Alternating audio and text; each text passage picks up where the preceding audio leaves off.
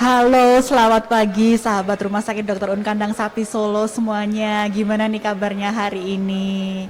Hana kembali menyapa sahabat semua dalam program Bincang-Bincang sama Doi edisi 31 Desember 2022. Edisi tutup tahun nih ceritanya. Kita isi akhir pekan ini dengan sharing seputar kesehatan bareng dokter yang sudah dirindukan sahabat semua, yaitu Dr. Handoko Tejo Utomo, spesialis penyakit dalam.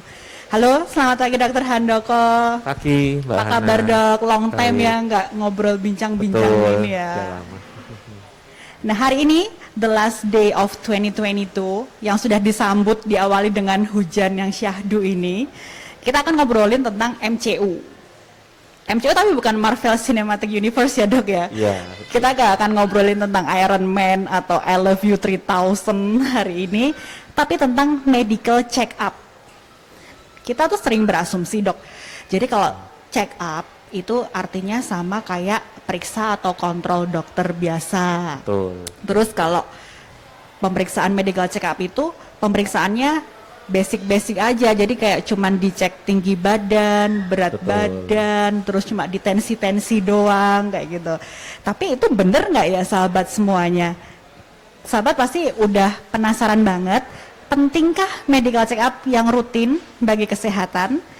Kayak biasanya bagi yang pengen gabung ngobrol sama Dr. Handoko seputar MCU, kita samain melalui kolom komentar. Akan ada giveaway untuk sahabat semua yang beruntung. Kita intro dulu aja ya Dr. Handoko. Medical check up atau MCU yang nggak ada kaitannya sama Iron Man nih hari ini. Betul. Secara umum itu artinya apa sih dok? Nah gini, waktu saya dapat ini saya juga kaget. MCU, hah? MCU tuh Marvel Cinematic apa gimana ya gitu ya? Ternyata ternyata tuh medical check up ya. Memang saya pertama-tama ucapkan selamat Natal dulu kepada para teman-teman Dokter Uska dan juga selamat menjelang tahun baru 2023. Semoga kita diberikan berkat dan kesehatan yang melimpah semua. Gitu.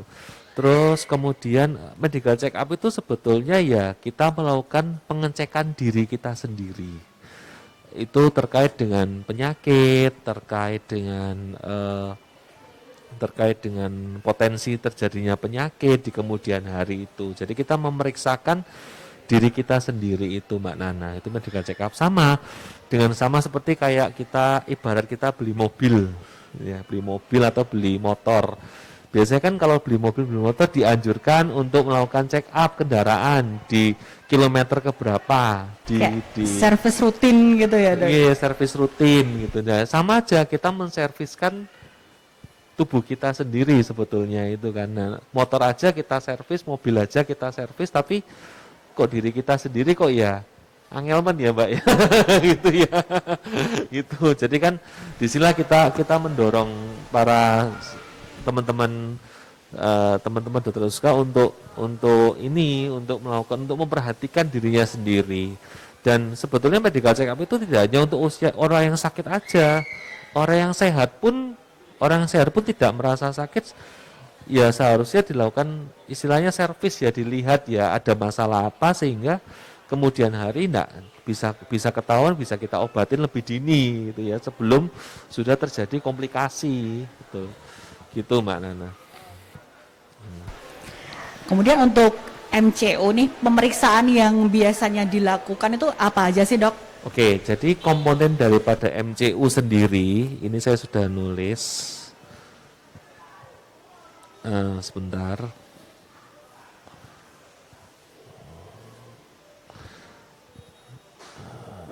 Oh, belum saya masukkan berarti, sebentar. Jadi komponen untuk dilakukan MCU itu terdiri dari ini. Jadi terdiri dari beberapa pemeriksaan. Yang pasti yang pertama-tama pasien akan dilakukan wawancara terlebih dahulu. Wawancara itu terkait dengan riwayat kesehatannya, riwayat penyakitnya, sehingga dari situ kita bisa mengarahkan, kita bisa membantu menyarankan atau mengarahkan pasien untuk mengambilkan medical check up. Paketnya kan banyak nih Mbak Nana. Nah, kalau dari wawancara itu kita seharusnya bisa mengarahkan ya, membantu pasien untuk mengarahkan mau ambil paket yang mana nih untuk kalau paket kan semakin lengkap ya memang ngapunten semakin mahal ya Mbak Nana, Mbak Itu ya, cuma dengan wawancara itu kita bisa tahu terlebih dahulu. Nah, setelah wawancara kita lakukan pemeriksaan fisik terlebih dahulu. Kita lihat matanya, kita lihat dada, jantung, paru, ususnya bagaimana, secara pemeriksaan fisik dulu, kita lihat dulu. Nah, kalau memang ada dari pemeriksaan itu kita curiga nih ada sesuatu, baru kita sarankan untuk melakukan pemeriksaan-pemeriksaan ini terlebih itu. Itu sih, jadi urutannya seperti itu, urutannya. Hana sering dengar kayak informasi gitu sih dok ya. Betul. Jadi MCU ini dilakukan justru saat kondisi tubuh kita fit, bukan pas lagi sakit. Itu benar nggak dok? Betul sekali, karena lain ya dengan yang kita memeriksakan kalau sudah sakit kita periksa, ya enggak ya. Jadi MCU itu justru dilakukan pada kebanyakan, itu pada orang yang sehat.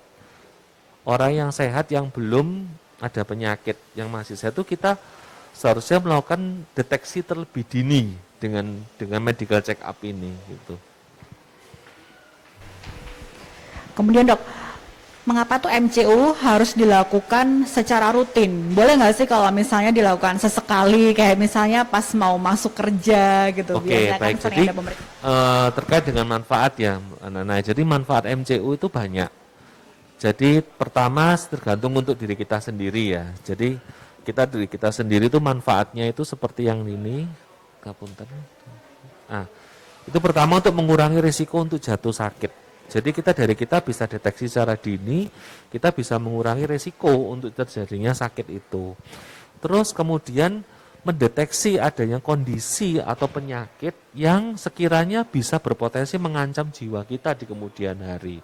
Jadi kita mengobati terlebih dahulu, mendeteksi mengobati terlebih dahulu lebih bagus daripada kita sudah datang, sudah posisi, sudah terlambat. Itu seperti itu. Dan meningkatkan peluang untuk bisa diobatin dan bisa sembuh kalau kita melakukan check up terlebih dahulu, lebih dini. Nah, kemudian membatasi risiko terjadinya komplikasi gitu. Dan kalau terjadi komplikasi, otomatis cost-nya ke pasien itu pasti akan lebih mahal gitu ya. Jadi memang sangat penting sekali untuk medical check up dilakukan pada saat orang itu masih belum sakit, masih sehat. Jadi kita bisa siap-siap nih, nah itu. Terus dengan itu otomatis kita bisa memperpanjang harapan hidup. Itu sehingga pengobatan, kalau kita sudah tahu nih, dok, saya kemarin melakukan medical check up, ternyata kok ada masalah di profil lipid saya, dok ya. Ternyata kok kolesterol saya tinggi. Wah, berarti kita lihat, berarti gimana ya, dok ya. Nah, di saat itulah kita bisa memberikan obat lebih dini sehingga pasien itu tidak sampai jatuh di kondisi-kondisi komplikasi akibat kolesterol yang tinggi itu. Itu memberikan saran juga kepada pasien. Nah, kapan sih yang kita lakukan? Tadi Mbak Nana juga tanya sih, kapan sih kita melakukan medical check up dan berapa waktunya, berapa lama, itu disesuaikan dengan kondisi masing-masing pasien. Jadi masing-masing pasien itu kebutuhannya juga beda-beda. Ada yang kebutuhannya dia untuk masuk kerja, masuk sekolah. Terus kemudian ada yang sudah mempunyai riwayat keluarga dengan penyakit tertentu, ya kan? Terus ada lagi pasien yang mau masuk, misalnya mau masuk kerja, dia check up dulu ya, syarat untuk masuk kerja. Terus kemudian juga pasien ada yang kemarin ada satu pasien saya melakukan check up karena dia mau bepergian, mau traveling nih. Dia takut kalau saya nanti ada apa-apa pada saat traveling lah kok sakit. Nah, dia check up terlebih dahulu gitu. Dia check up terlebih dahulu dan ternyata hasilnya ya bagus-bagus. Jadi dia siap untuk melakukan traveling. Memang terkait juga dengan hobinya ya gitu. Ada lagi hobinya yang memang blogger itu Mbak Nana. Ada hobinya dia blogger. Dia sering ngeblog blogger tentang makanan. Nah, dia juga takut nih, aku kerjaanku blogging makanan tapi hidupku kok nggak sehat-sehat banget ya gitu. Jadi dia check up gitu, dia check up terlebih dahulu supaya dia bisa melanjutkan hobinya ini gitu, seperti itu. Berarti sahabat semua yang kemarinnya sering jajan-jajan nih dok ya, yang sekarang mulai pusing-pusing itu memang sebaiknya check up nih. Sebenarnya check up memang ada Ada satu pasien yang lucu, dia memang kerjanya blogger ya, blogger. Dia mereview makanan-makanan gitu ya, dia mereview, dia bilang, "Dok, saya tuh sehat, saya bisa mereview, tapi saya juga takut dong kalau saya makan yang terlalu banyak aneh-aneh kan saya nanti berpengaruh di kesehatan saya. Jadi saya lakukan check up dulu gitu, Dok." Oke, Dokter Handoko ini udah banyak banget sahabat yang udah join. Ini pertanyaannya udah macam-macam. Kita bacain satu persatu ya, Dok ya. Baik, baik. Ini dari yang kemarin udah ngasih pertanyaan nih. Ada dari Mas Liana Nasution. Apa sih yang perlu dipersiapkan sebelum MCU, Dok? Oke, baik. Persiapan sebelum MCU itu sebetulnya simpel, Mbak Nana. Nanti tergantung pemeriksaannya. Jadi pasien itu paling penting kondisinya sehat, tidur cukup sebelum melakukan pemeriksaan, tidur yang cukup. Terus kemudian kalau ada beberapa item itu pasien harus puasa ya. Memang harus puasa minimal 10 jam. Untuk masalah minum biasanya kalau setelah puasa nih itu dia untuk melakukan pemeriksaan laboratorium tertentu kita bisa minta misalnya profil lipid, asam urat, itu kan memang butuh puasa ya. Atau gula darah puasa. Nah, itu kita sarankan untuk puasa dulu 10 sampai 12 jam. Paginya boleh minum air putih, boleh, tapi jangan teh kopi susu ya. Soalnya ada pasien saya, "Dok, saya sudah puasa nih, tapi tadi pagi saya minum kopi 1 gelas." Waduh, ya tidak bisa, batal ya gitu ya. Boba nggak boleh juga ya, Dok ya? Boba nggak bisa. Nah itu dia lakukan kalau air putih masih boleh. Jadi air putih 1 gelas cukup, gitu cukup. Nanti kita setelah datang, pasien kita wawancara, kita arahkan. Nah, setelah pasien sudah diambil darah nih untuk puasa atau dilakukan pemeriksaan ultrasonografi, pasien akhirnya bisa makan lah. Jadi bawa bekal nih itu saya sarankan biasanya bawa bekal juga nih. Nanti kalau sudah diambil darahnya atau sudah USG, sudah cukup, nanti barusan pasien menunggu hasilnya bisa makan gitu dari rumah. Itu seperti itu. Tapi nggak semua paket medical check up itu harus puasa ya, Dok ya? Semuanya, tergantung pemeriksaannya ya. Tergantung pemeriksaan yang dia pilih ya. Jadi pasien dari sahabat-sahabat yang pilih ini yang mana. Puasa boleh minum air putih, kopi, teh, susu dikurangin dulu. Jangan dulu ya. Oke, ini ada yang tertarik nih tadi sama bahasan MCU sebelum traveling itu tadi, Dok. Betul. Dari Kalista Istiqomah. Halo, Dok, sebelum liburan medical check up apa aja yang harus dilakukan? Baik, jadi item untuk medical check up itu sifatnya screening. Jadi kita beberapa pemeriksaan itu ada fungsinya masing-masing nih Mbak Nana. Jadi ada sifatnya dia screening, ada sifatnya untuk diagnostik, ada sifatnya juga untuk monitoring, ada yang bersifat juga untuk pencapaian target. Misalnya nih pasien sudah dalam pengobatan tertentu, dia mau memeriksakan apakah obat saya itu sudah berhasil atau tidak. Nah itu dia memeriksa ulang membandingkan dengan yang hasil yang dulu, jadi sebagai perbandingan. Kalau dia membaik, berarti obatnya sudah on track nih, sudah jalan. Nah kalau untuk yang traveling itu juga macam-macam. Paling enggak kita harus tahu negara pertama kita mau kemana dulu nih. Kita mau kemana? Kita mau ke dalam negeri atau ke luar negeri.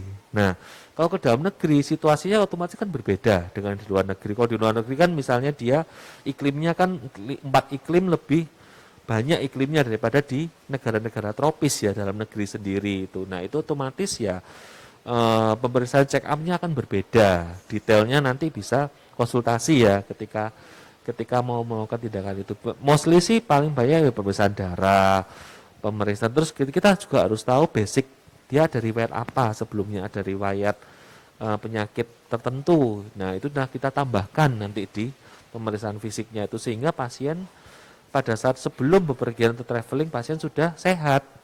Jangan sampai pada saat bepergian ketiban sakit di negara orang, waduh repot kan gitu ya Mbak Nana ya gitu. Repot ya. Tadi sempat disebutkan kalau MCU itu dianjurkan bagi orang yang selain sukanya jajan atau jadi food blogger itu tadi. Itu juga sama orang yang ada riwayat di keluarganya, kayak misalnya riwayat DM atau cancer gitu ya, Dok ya. Betul, Mbak Nana. Sebenarnya pasien atau orang yang dianjurkan untuk MCU ini meliputi siapa aja sih, Dok, selain 2 orang tadi? Itu MCU tidak terbatas secara umur ya Mbak Nana ya. Itu tergantung kebutuhan masing-masing pasien. Ada satu pengalaman pasien saya itu satu keluarga memang ada cikal bakal terjadinya cancer. Jadi ngapunten memang ada dari simbahnya, dari apa level ibu bapaknya tuh pasti ada satu atau dua orang yang ada cikal bakal cancer. Nah itu pasien juga harus minta tolong diutarakan ke dokternya ya. Dokter itu jadi salah satu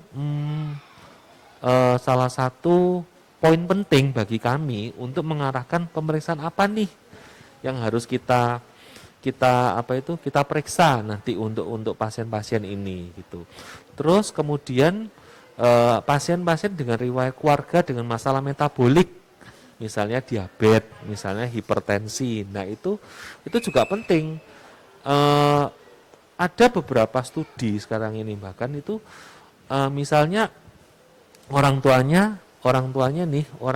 itu sudah punya masalah metabolik, diabetes, hipertensi. Nurun enggak kanannya? Potensi penurunnya ada. Itu sudah ada studinya. Jadi anak-anak yang masih sehat, belum ada penyakit, kita sudah harus waspada dari dini. Kita sudah harus ketemukan ini ada masalah apa, apakah ada masalah ini. Kalau memang ada masalah, bisa segera diobatin ya Mbak Nana. Jadi anaknya masih sehat. Saya ada pasien satu,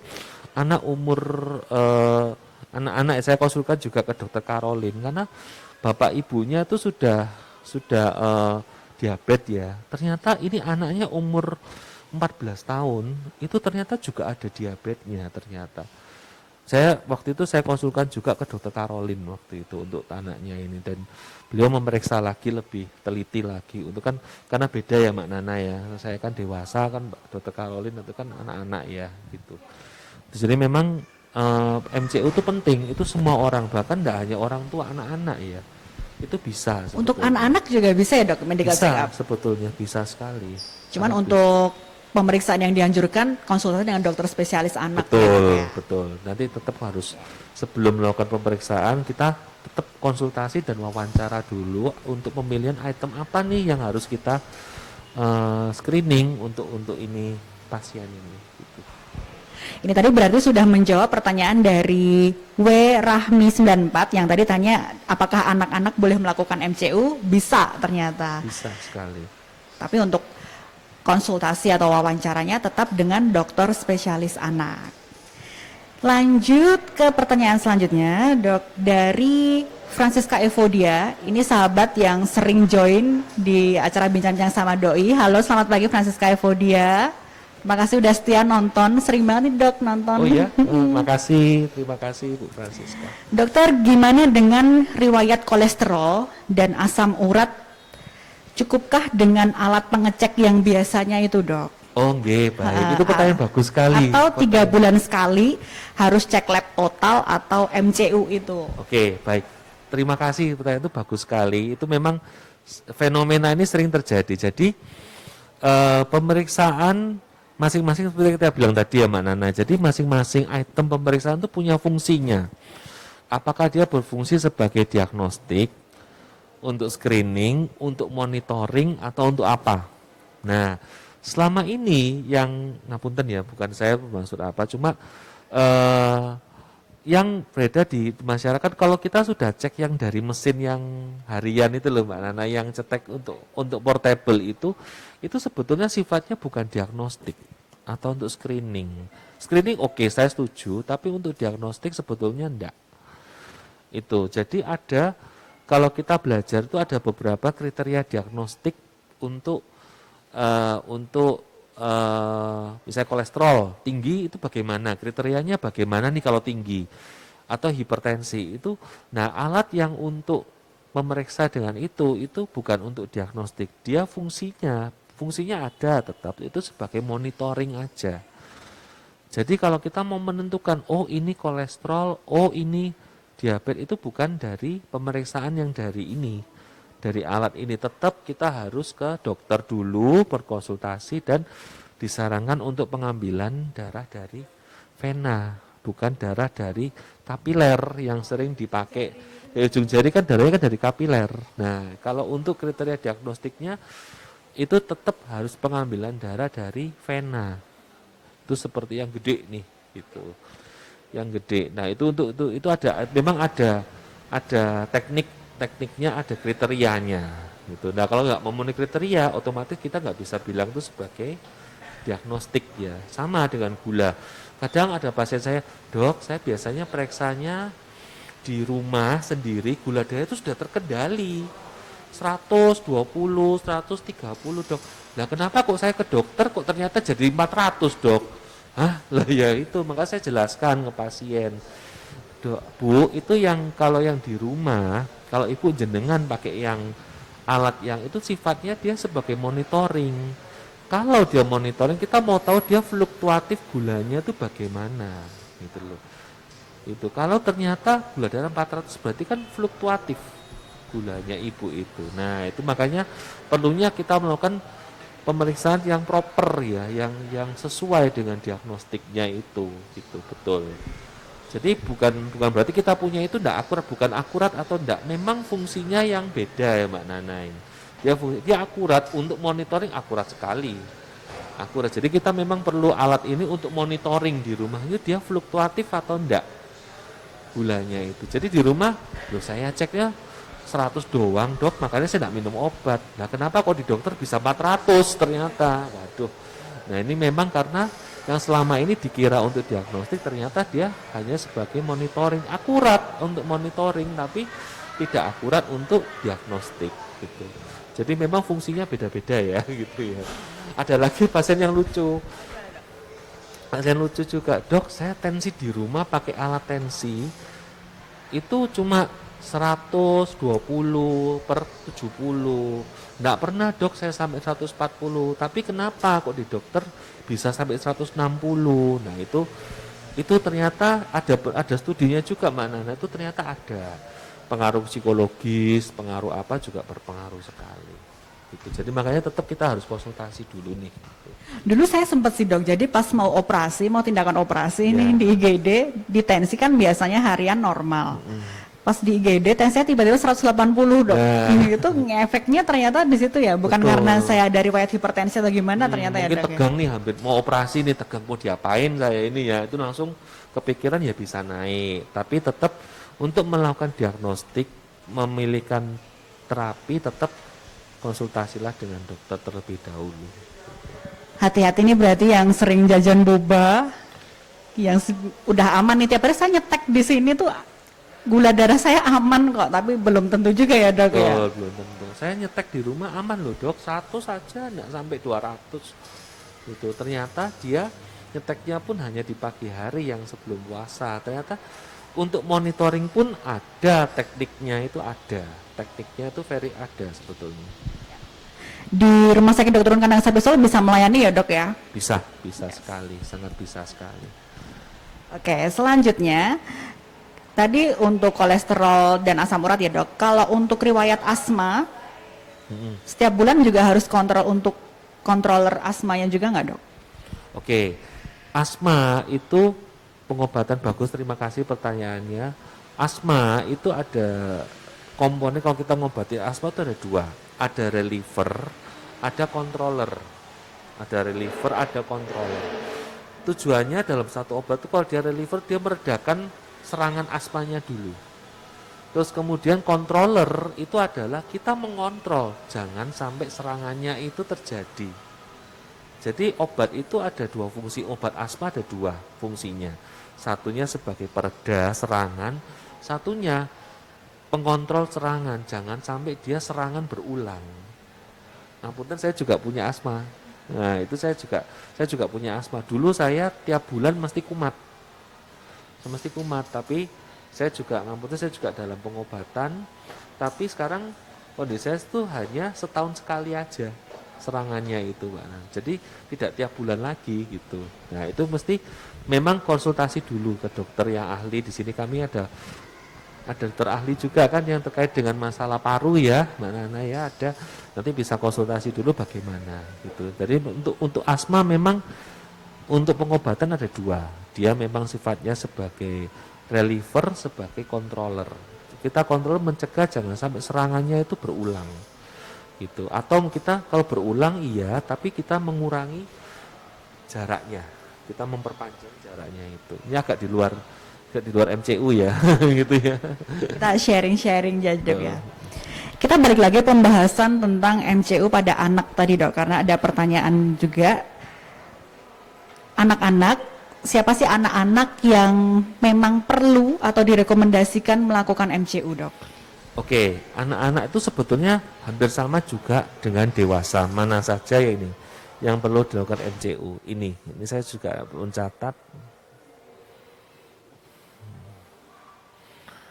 Nah, ini sebetulnya ini kan saya tujuannya untuk yang dewasa ya Mbak Nana ya, tapi anak-anak itu sebetulnya bisa, terutama anak-anak dengan riwayat penyakit dalam keluarga, misalnya ada riwayat kanker, ada riwayat autoimun, ada riwayat metabolik, itu kita perlu melakukan MCU terhadap anak itu. Terus kemudian anak-anak apakah bisa menderita tekanan darah tinggi atau penyakit gula? Bisa sekali Mbak Nana. Nanti bisa konsultasi sama dokter spesialis anak di sini ya, gitu ya. Jadi bisa dokter Kala, dokter Joni. Terus kemudian memiliki indeks massa tubuh yang tidak normal. Jadi kalau ada anak-anak yang BMI-nya ternyata dia tinggi, ngapunten gemuk sekali, itu juga perlu dilakukan pemeriksaan sebetulnya. Jadi kadang-kadang ada gendut itu sehat, enggak seperti itu, lucu. Tapi ternyata itu juga pengaruh gitu. Terus dari pemeriksaan fisik, saya diperiksa fisik nih sama dokter spesialis anaknya, ternyata kok ada ini kelainan tertentu ya, kelainan tertentu. Jadi nanti nanti perlu pemeriksaan lebih lanjut lagi ya Mbak Nana. Terus kemudian ya kita menjalani screening preventif. Misalnya si anak mau dimasukkan di sekolah, ini demand-nya dari sekolah ini dia minta MCU terlebih dahulu. Nah, itu ada beberapa sekolah atau beberapa university yang minta terlebih dahulu. Nah, itu ya kita tetap harus jalani ya sesuai syarat masuk sekolahnya itu. Tapi tidak semua sekolah sih Mbak Nana saya rasa ya. Terus bisa jadi kalau pasien-pasien yang membutuhkan konseling baik psikis maupun fisik ya bisa. Itu kita planningkan untuk melakukan MCU terlebih dahulu. Kemudian apakah ada makanan yang harus dipantang atau tidak boleh dikonsumsi sebelum pemeriksaan MCU gitu Dok? Enggak ada. Tidak ada sama sekali. Tidak ada masalah jenengan makan seperti biasa. Tapi kalau memang ada item yang puasa tadi ya Mbak Ana ya, itu tolong ya ditertipin dulu. Jangan sampai sudah pesen MCU ternyata dia sudah makan atau minum kopi ya batal gitu loh kan. Gitu. Bisa batal juga kan gitu. Kalau untuk penderita GERD atau asam lambung gitu Dok, perlu rutin melakukan MCU juga nggak Dok?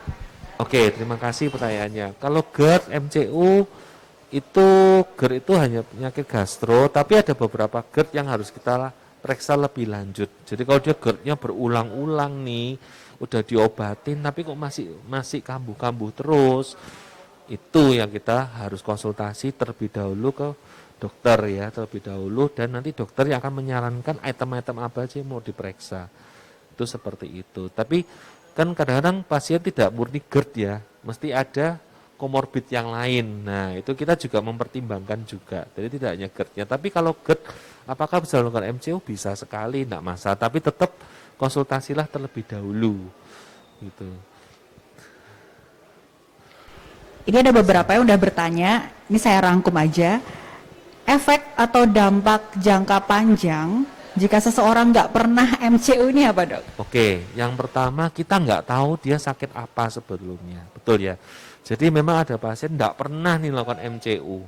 Kita nggak tahu basic riwayatnya itu apa.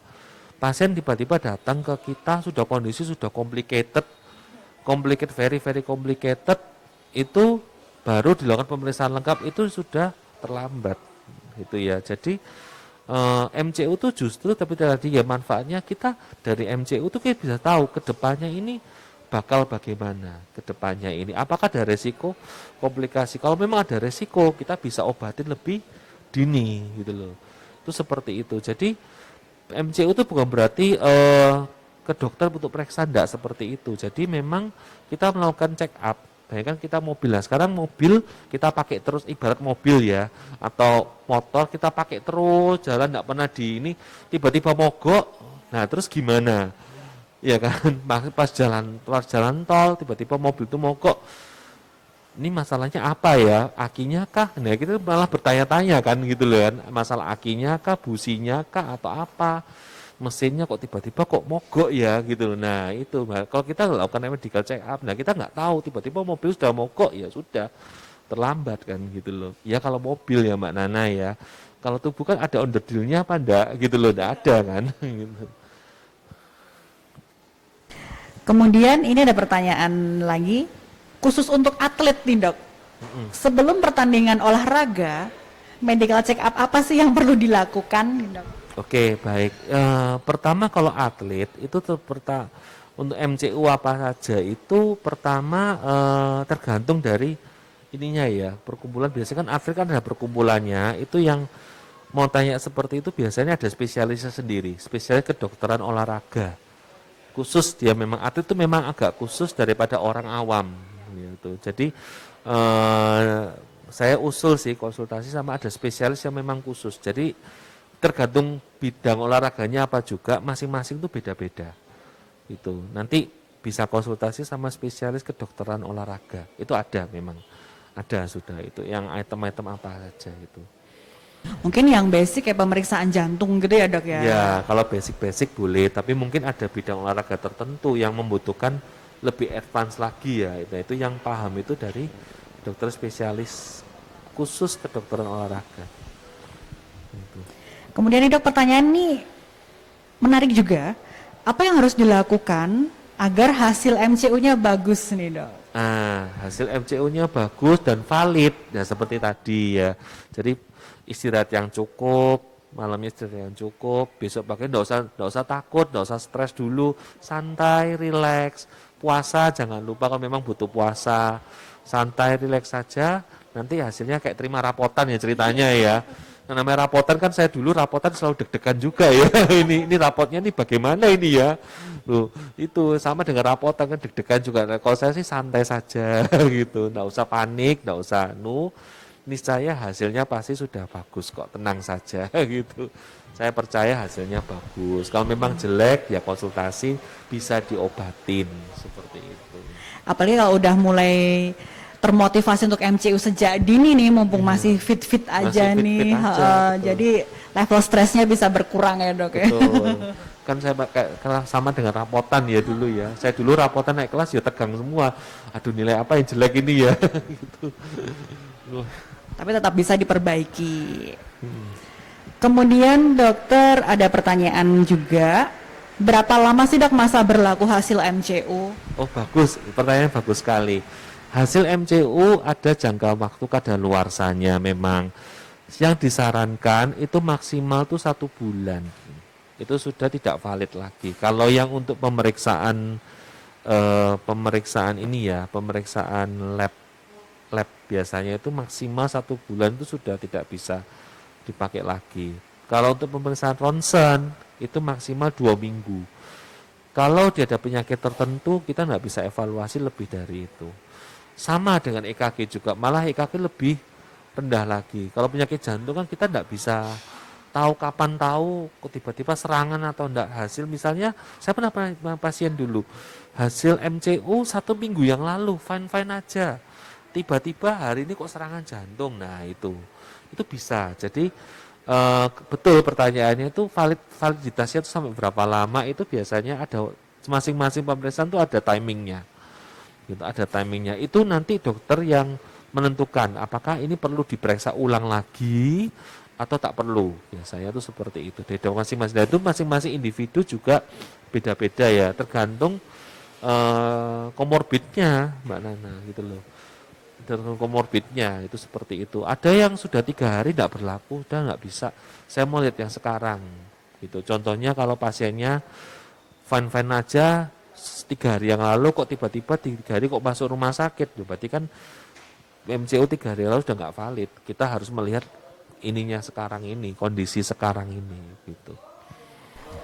Memang ada faktor-faktor yang bisa membuat hasil MCU ini nggak valid ya dok ya? Betul. Misalnya seperti tadi kan sudah disarankan untuk puasa, keminum kopi 1 gelas, otomatis tidak valid. Pasien tidurnya malam tidak bisa tidur, gelisah terus, ya atau memang sudah ada penyakit tertentu, tetap makanya sebelum itu tetap kita konsultasikan dulu ke dokter. Dan pasien juga harus jujur loh ya, selama ini pasien ini diam-diam aja, datang diam-diam, ternyata oh iya dok saya dari riwayat begini, oh iya dok saya dari riwayat begini. Nah itu kalau bisa tuh jujur dan jangan lupa dengan kondisi tubuhnya, memang tujuannya seperti itu. Jadi utarakan semua, dok saya itu ada riwayat begini, riwayat begini, begitu. Berarti dengan masa berlaku hasil MCU yang berbeda-beda itu tadi, idealnya untuk rutin melakukan medical check up itu setiap berapa bulan sekali, dok? Nah, kalau pasien kondisi sehat ya, jadi MCU yang sehat ini healthy people itu enggak usah. Kalau yang disarankan itu sebetulnya sarannya beda-beda ya, guideline-nya beda-beda. Ada yang per 6 bulan, ada yang per tahun. Tapi semua guideline itu semakin sepuh umurnya, semakin sepuh itu otomatis jaraknya makin pendek. Intinya begitu. Jadi masing-masing bisa, kalau misalnya kita fine-fine aja nih, ya sudahlah kita fine-fine aja, hasilnya nanti tahun depan aja. Kalau ternyata dari hasil, loh kok kolesterol saya kok jelek ya Mbak Nana ya, kok kolesterol saya jelek. Nah itu nanti kita konsultasi dulu, bila perlu diulang nanti pengobatan dulu 3 bulan, nanti diulang lagi khusus yang kolesterolnya ini bagaimana, itu seperti itu. Jadi masing-masing juga tergantung kebutuhan pasien ya. Tuh, terus dicek, loh ternyata kok gula darah saya kok bermasalah nih. Nanti diobatin setelah itu, oh kita obatin dulu, nanti 3 bulan kita evaluasi bagaimana nih. Nggak usah semuanya, cukup yang dievaluasi itu aja. Nanti kalau semuanya nanti diprogram lagi 6 bulan, diprogram lagi setahun begitu. Kalau fine-fine aja enggak apa-apa, bisa setahun, bisa 2 tahun gitu. Kalau anak-anak mungkin yang normal sehat anak-anak ya mungkin jalannya lebih panjang lagi, bisa 5 tahun atau bagaimana. Tapi yang guideline itu semua, panduan itu semua semakin sepuh umurnya semakin pendek gitu. Gitu. Kemudian ada pertanyaan lagi, apakah perokok atau merokok itu bisa mempengaruhi hasil MCU, dok? Bisa sekali. Jadi memang disarankan yang terutama perokok aktif itu ada beberapa pemeriksaan yang akan mengganggu. Nah itu yang biasanya yang tahu itu adalah dokter spesialis khusus, spesialis lab. Itu memang ada cuma detailnya saya mesti konsul dulu sama beliau. Apakah jadi kan kalau pasien nih melakukan pemeriksaan tetap akan ada, makanya harus dilampirkan kebiasaan apa, merokok, kebiasaan olahraga, kebiasaan itu penting sekali. Nanti akan dinilai sama dokter spesialis patologi kliniknya, betul kan? Nanti kan dinilai, oh ternyata pasien ini ada riwayat merokok, oh ternyata ini valid atau enggak hasilnya. Nah validitasnya itu ada yang memvalidasi itu dokter spesialis PK-nya, gitu. Hana juga sering dengar juga nih, dok, jadi MCU itu juga dianjurkan kepada calon pengantin. Betul sekali. Calon manten ini. Calon manten, betul. Wajib MCU malahan, dok, saya dengarnya. Betul. Itu manfaatnya apa, dok? Manfaatnya banyak sekali Mbak Nana. Jadi MCU itu dengan MCU yang khusus, jadi item untuk calon pengantin pun itemnya juga berbeda dengan yang umum ya. Memang ada beberapa item tertentu kita tambahkan di pemeriksaan MCU khusus untuk yang premarital ya, sebelum married itu memang ada. Tujuannya itu ya untuk mengetahui situasi ini ada penyakit apa selama, nanti terkait juga dengan beberapa penyakit kalau misalnya calon manten itu punya momongan. Nah, itu kita bisa deteksi lebih dini. Punya momongan itu bagaimana gitu loh. Itu ada beberapa penyakit yang harus diselesaikan dulu sebelum pasangan ini punya momongan. Nah, itu memang ada beberapa penyakit. Jadi kita dengan premarital itu item-item itu ditambahkan supaya pada saat ngapunten, pada saat yang si istri yang hamil itu tidak juga menderita ini gitu. Paling enggak kita persiapkan dulu, kita prepare dulu nih sebelum punya momongan ini gitu. Jadi cenderung ke arah persiapan fisik dan kesuburan ya, dok, berarti ya, dok. Betul sekali. Terus Hana tuh juga pernah, dok, nonton video sedih di TikTok. Video sedih di TikTok itu 3 hari sebelum menikah terpaksa batal nikah karena sama-sama ada riwayat hemofilia itu dok. Oh, Baik oke. pengantin calon mempelai pria sama calon mempelai wanita. Betul. Ada bibit hemofilia. Mungkin bisa dijelaskan dok. Ya. Barangkali sahabat semua masih awam ya dok dengan hemofilia. Betul, jadi hemofilia itu memang penyakit darah. Penyakit darah diturunkan dari kromosom ya Mbak Nana ya, dari kromosom. Tapi itu kalau kita atau mungkin jangan hanya hemofilia, mungkin bisa talasemia juga ya, penyakit-penyakit tertentu, penyakit darah atau mungkin penyakit autoimun ya, yang memang, nah itu kembali kalau urusan medis, kalau namanya menikah ya sebetulnya harus saling mengerti ya, namanya pernikahan kan ikatan harus saling mengerti ya, tapi memang ada beberapa medis yang misalnya kalau nggak dengan hemofilia nanti anaknya juga berisiko terjadi hemofilia atau bisa terjadi kecacatan selama nggak hanya hemofilia ya, terjadi kecacatan selama kehamilan. Nah itu nanti diskusinya sama dokter aja dulu, diskusikan dulu. Tapi kalau sampai berpisah ya janganlah, kasihan ya. Sudah ada jodoh susah-susah, tapi kalau berpisah ya kasihan juga ya jodohnya itu. Nah itu kalau bisa, saya kalau untuk urusan marriage itu tidak ada masalah, tapi untuk urusan kesehatan tetap itu bagiannya kita untuk mengkonseling terlebih dahulu. Mungkin subscribers pasangan tadi di YouTube itu belum dikonseling ya Mbak Nana ya, mesti kan ada konseling dulu, tidak hanya medical check up ya, konseling dulu sama kita punya di sini kan ada ya Mbak Nana ya, konseling dulu baik-baik, tetap menikah. Nanti penyakitnya nanti kita yang handle gitu. Berarti kalau udah medical check up sebelum menikah itu udah ayem dan ayem tok ya dari sini. Hanya ayem ya, harus ini. Oke. Bagi sahabat yang hendak menempuh hidup baru dalam bahtera pernikahan, apalagi tahun depan nih, tahun 2023 biasanya awal tahun tuh banyak undangan merit dok. Betul. Di Rumah Sakit Dr. Kandang Sapi Solo juga memiliki layanan MCU premarital yang mendukung calon mempelai melakukan pemeriksaan menjelang pernikahan. Pemeriksaan tersedia untuk mempelai pria dan wanita guna mengetahui dan mencegah penyakit yang dapat menular kepada pasangan atau menurun pada anak. Pendaftaran MCU premarital bisa dilakukan melalui aplikasi Android Dr. Unska Mobile. Masih ada beberapa pertanyaan lagi Dr. Handoko. Baik. Kita bacain sebelum waktunya habis. Ini saya sudah di info, tinggal 15 menit lagi. Oke. Nggak kerasa ya dok ya. Iya.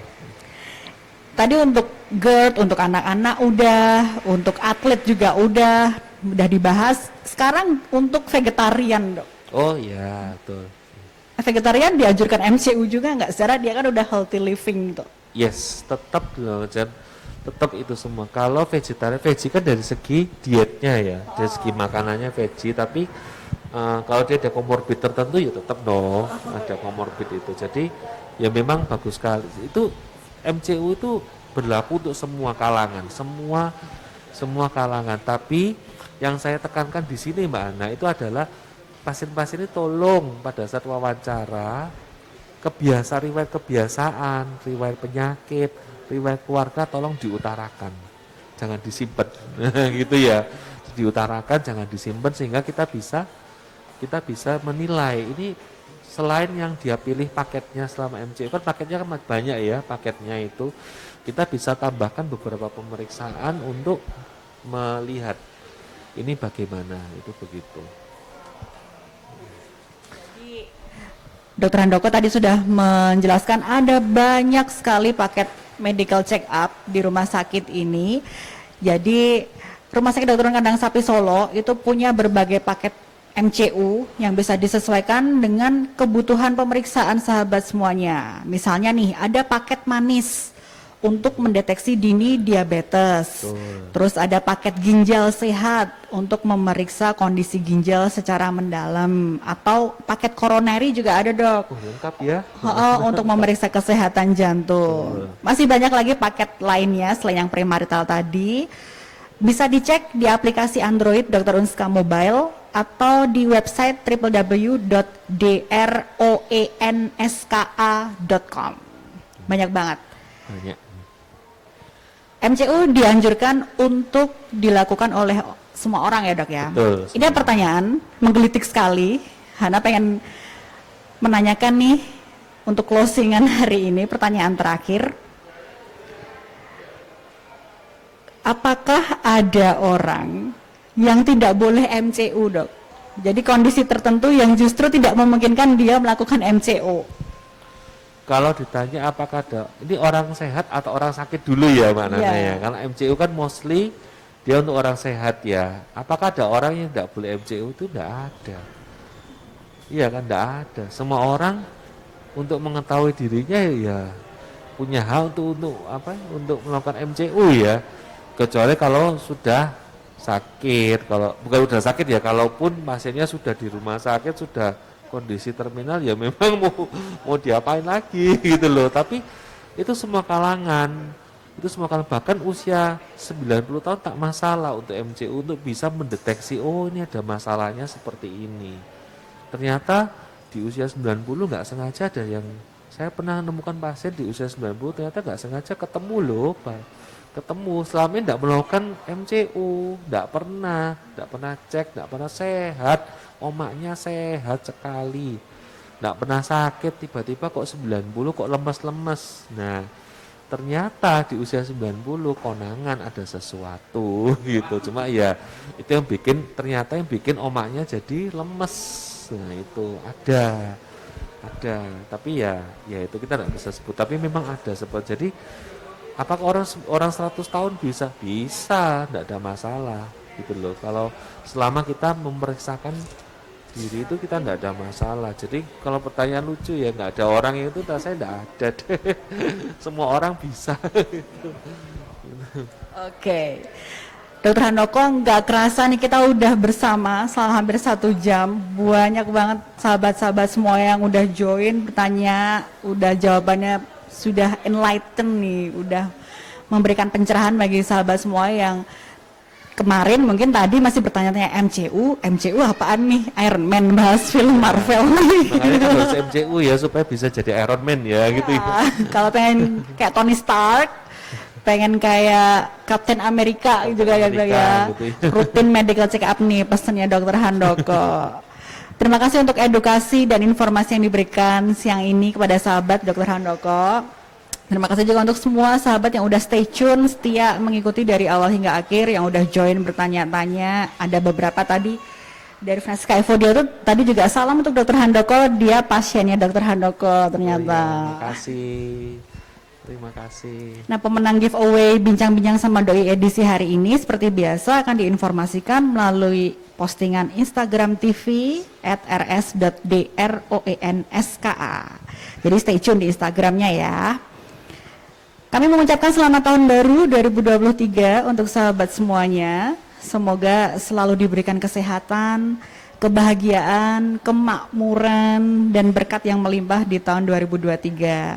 Mari beresolusi untuk berubah ke arah yang positif dan mulai membangun pola hidup sehat. Salah satunya dengan rutin melakukan medical check up. Ceritanya biar jadi Iron Man ya dok ya, tahun depan. Dengan medical check up bisa tahu ya, yes. Bisa kayak Captain America gitu ya. Bayangkan dari usia berapa tapi badannya masih bagus ya. Hampir 50 tahun masih six pack 50 ya dok. masih six pack ya. Oke, nantikan terus informasi dan edukasi seputar layanan kesehatan di media sosial Rumah Sakit Dr. Un Kandang Sapi Solo. Sampai jumpa di kesempatan selanjutnya. Selamat tahun baru. Sayonara. Sayonara.